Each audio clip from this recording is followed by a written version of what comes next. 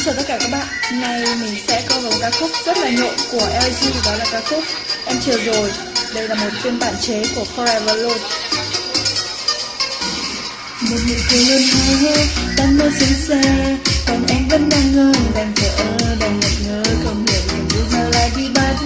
Đứng giữa ngã tư cơ mà tại sao bắt riêng em bị oan cầu vào em sao lại đành như thế, đang đi một mình, đang ngân dịu thôi, nhưng sao không cứ là rằng em luôn đang tội phạm như thế.